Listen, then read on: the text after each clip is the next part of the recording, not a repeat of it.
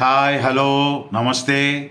మాటలతో యుద్ధాలు ఆపొచ్చు, అవే మాటలతో యుద్ధాలను ప్రోత్సహించవచ్చు. తేడా కనిపెట్టి మాట్లాడటమే తెలివైన ఇల్లాలు చేసే పని.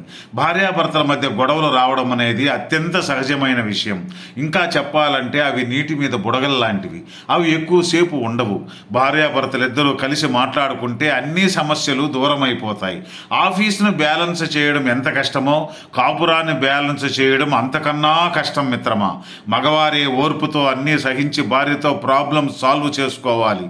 అదేవిధంగా ఆడమనిషికి భూదేవంత ఓర్పు ఉందంటారు. భార్య కూడా ఓర్పుతో భర్తను ఇబ్బంది పెట్టకుండా సర్దుకుపోవాలి. ఎవరైనా ఒకరు ఒక మెట్టు తగ్గి మీ ఇరువురిలో ఉన్న దూరాన్ని తగ్గించుకోవాలి. ఎప్పుడు కూడా ఆలుమగల మధ్యలో మూడో మనిషికి చోటిచ్చే పరిస్థితి తెచ్చుకోకూడదు. ఏదైనా నష్టం జరగకముందే జాగ్రత్త పడాలి.